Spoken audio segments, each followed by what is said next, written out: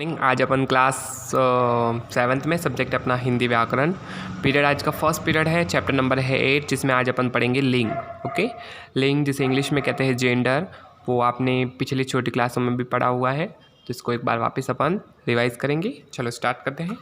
लिंग, सबसे पहले देखते हैं लिंग का अर्थ क्या होता है।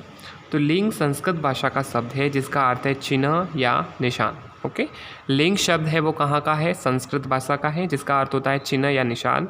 सामान्य जीवन में चिन्ह या निशान से किसी प्राणी या वस्तु की पहचान की जाती है, जैसे लड़का लड़की, बकरा बकरी।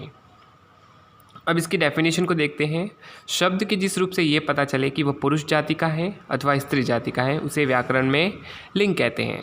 लिंग मतलब जिस शब्द से अपन को ये पता चले कि ये पुरुष जाति का है या फिर ये स्त्री जाति का है, तो उस वाले शब्द को कहेंगे अपन लिंग। फिर है लिंग के भेद। तो लिंग आपको पता ही है, लिंग दो प्रकार के होते हैं, पुल्लिंग और स्त्रीलिंग। पुल्लिंग शब्द मतलब होता है जो शब्द पुरुष जाति का बोध कराते हैं, पुल्लिंग कहलाते हैं, जैसे लड़का, पुरुष, बेटा, मामा, दादा, नाना, बैल, गुड्डा, कुत्ता। इसी तरह स्त्रीलिंग मतलब होता है जो शब्द स्त्री जाति का बोध कराते हैं, जैसे स्त्रीलिंग कहलाते हैं, जैसे लड़की, स्त्री, बेटी, मामी, दादी, नानी, गुड़िया, गाय, कुतिया। अब देखते हैं लिंग की पहचान। लिंग की पहचान का निर्णय दो प्रकार से किया जा सकता है। फर्स्ट है शब्द के अर्थ से और शब्द के रूप से। ओके, दो तरह से अपन लिंग की पहचान कर सकते हैं। एक तो है शब्द के अर्थ से, दूसरा है शब्द के रूप से। तो प्राणीवाचक शब्दों का लिंग निर्णय अर्थ के आधार पर किया जा सकता है तथा निर्जीव वस्तुओं या पदार्थों का लिंग निर्णय रूप के आधार पर किया जा सकता है। जो प्राणीवाचक है मतलब जो जीवित है चीज़, लिविंग थिंग्स है, उसको तो अपन इसके अर्थ के आधार पर कर सकते हैं। और जो चीज़ निर्जीव है, ओके, निर्जीव मतलब जो नॉन लिविंग है आइटम्स, उनको आप अगर लिंग निर्धारण करना है तो उसको शब्द के रूप के आधार पर करना पड़ेगा। अब देखते हैं पुल्लिंग की पहचान। पुल्लिंग की पहचान आप किस तरह से करोगे? जैसे फर्स्ट, जिन शब्दों के अंत में अ हो वे प्राय पुल्लिंग होते हैं, जैसे जंगल, खेल, नाच, संसार, पहाड़, वन, बालक, मन। ओके, अपवाद में जैसे नाक, आँख, दे, इसको पुल्लिंग के अंतर्गत नहीं रखा गया है, इनको स्त्रीलिंग के अंतर्गत रखा गया है। तो जैसे जिस शब्द के अंत में अ आए, क्या हो? अ हो। जैसे कि जंगल अपन पढ़ते हैं तो क्या साउंड आता है लास्ट में? जंगल। खेल, फिर है नाच। तो इस तरह के शब्दों को हम पुल्लिंग की श्रेणी में रखेंगे। फिर है सेकंड, संस्कृत के पुल्लिंग और नपुंसक लिंग प्राय हिंदी में पुल्लिंग होते हैं, जैसे राजा। राजा क्या है? पुल्लिंग। देव पुल्लिंग, मुनि पुल्लिंग, फल पुल्लिंग, ग्रह पुल्लिंग, पुष्प पुल्लिंग और मित्र भी पुल्लिंग। थर्ड है जिन शब्दों के अंत में आ हो वे प्राय पुल्लिंग होते हैं, जैसे लड़का, मोटा, राजा, बाजा, कपड़ा, बुढ़ापा आदि। अपवाद में आप कह सकते हैं जैसे लता है, वो आप जो बेल होती है लता, उसको पुल्लिंग के अंतर्गत नहीं रखा जाता, उसको स्त्रीलिंग के अंतर्गत रखा गया। दया, दया भी जब हम बोलते हैं तो पीछे आ का साउंड आता है, लेकिन इस दया को पुल्लिंग में नहीं रखा गया है, इसको स्त्रीलिंग में लेके जाएगा। माला स्त्रीलिंग में है, मैना स्त्रीलिंग है, बरखा स्त्रीलिंग है, जटा स्त्रीलिंग है। इसी तरह फोर्थ है जिन शब्दों के अंत में पा, पन, आव, आवा और न होते हैं वे प्राय पुल्लिंग होते हैं, जैसे बुढ़ापा, बचपन, दिखावा, जमाव, फैलाव, दमन, अध्ययन। ओके, तो ये सारे शब्द है वो किसके अंतर्गत आएंगे? पुल्लिंग के अंतर्गत। इसी तरह से 5 नंबर दिया हुआ है जिसमें लिखा हुआ है कि प्राणियों में समुदाय या समूह का ज्ञान कराने वाले कुछ शब्द पुल्लिंग होते हैं। प्राणियों में समुदाय या समूह का ज्ञान कराने वाले कुछ शब्द पुल्लिंग होते हैं, जैसे होता है संघ, कुटुंब, फिर है मंडल, परिवार, समाज आदि। ये सारे शब्द है वो किस में जाएंगे? पुल्लिंग में जाएंगे। अब देखते हैं नेक्स्ट नंबर, पेज नंबर 45 पे। इसके अंतर्गत देखो दिया हुआ है अपन को 6, जिन शब्दों के अंत में वाला, जिन शब्दों के अंत में वाला शब्द आता है, जैसे दान, खाना, एरा हो, या तो वाला शब्द हो या दान हो या खाना हो या एरा हो, वे प्राय पुल्लिंग होते हैं, जैसे फूल वाला, दूध वाला, फूलदान, कमलदान, रोशनदान, चाय वाला, पान वाला, कारखाना, ममेरा, रखवाला आदि। फिर है 7 नंबर, इसमें दिया हुआ है देशों, पहाड़ों, समुद्रों के नाम प्राय पुल्लिंग होते हैं। कोई भी देश का नाम है, किसी भी पहाड़ का नाम है, किसी समुद्र का नाम है, वो किस में जाएगा? पुल्लिंग में जाएगा।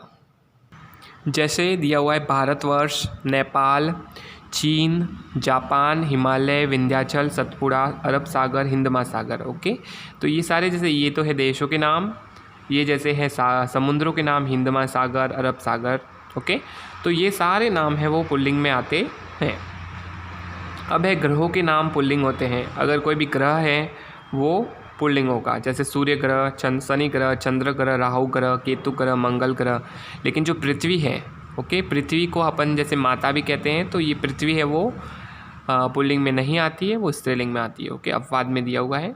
9 है महीनों व दिनों के नाम प्राय पुल्लिंग होते हैं। अगर महीनों के नाम है या दिनों के नाम, जैसे महीने में हो सकता है जनवरी फरवरी, दिनों के नाम में हो सकता है सोमवार मंगलवार। ओके, तो महीनों के नाम में भी जैसे जनवरी फरवरी मई जो दिया हुआ है वो पुल्लिंग में नहीं आते हैं। जैसे महीनों के नाम में चैत्र, वैशाख, ज्येष्ठ, ओके, हिंदी के महीने जो होते हैं उसको अपन पुल्लिंग में डाल सकते हैं। लेकिन जो अपवाद दिया हुआ है कि जनवरी फरवरी और मई है, ओके, वो और तारीख वो है, वो किस में नहीं आती? पुल्लिंग में नहीं आती। ओके, तो आपको याद रखना है, कंफ्यूज नहीं होना है। महीनों के नाम मतलब अगर हिंदी वाले महीने दिए जैसे चैत्र, वैशाख, ज्येष्ठ, ओके, तो वो तो आएंगे पुल्लिंग में। लेकिन अगर आपको दिए हुए हैं जैसे जनवरी फरवरी मई या तारीख, तो वो पुल्लिंग में नहीं आएंगे। फिर है नेक्स्ट, धातुओं के नाम प्राय पुल्लिंग होते हैं। धातुओं के नाम हैं जो प्राय क्या होते हैं? पुल्लिंग होते हैं। जैसे लोहा, सोना, तांबा, पीतल, शीशा, ये सारे किस में जाते हैं? पुल्लिंग में। लेकिन जो चांदी होती है उसको पुल्लिंग में नहीं रखा गया है, उसको स्त्रीलिंग में रखा जाता है। पेड़ों के नाम, जैसे कोई भी पेड़ है उसका नाम हमेशा पुल्लिंग होता है, जैसे आम, अमरूद, पीपल, नीम, बरगद, शीशम। फिर है अनाजों के नाम, जैसे गेहूँ, चना, जौ, चावल आदि, ये किस में जाता है? हमेशा पुल्लिंग में रहता है। इसी तरह अपवाद में दिया हुआ है, मतलब कि पुल्लिंग में नहीं होते जो अनाज, वो है ज्वार, मक्का और सरसों। 13 है द्रव पदार्थों के नाम पुल्लिंग होते हैं। द्रव पदार्थ, ओके, जैसे घी होता है, तेल होता है, दूध होता है, पानी होता है, दही होता है। तरल पदार्थ होते हैं वो हमेशा पुल्लिंग होते हैं। ओके, वे जिन शब्दों के अंत में त्र वर्ण आता है, क्या आता है? त्र, वे भी प्राय पुल्लिंग होते हैं, जैसे वस्त्र, शस्त्र, अस्त्र, नेत्र, क्षेत्र, चरित्र आदि।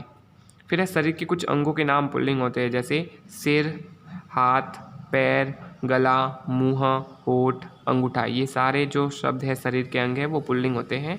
कुछ शब्द सदैव पुल्लिंग रहते हैं जो हमेशा पुल्लिंग में यूज़ होते हैं। एक तो है खटमल, एक है मच्छर, एक है कौवा, एक है तोता।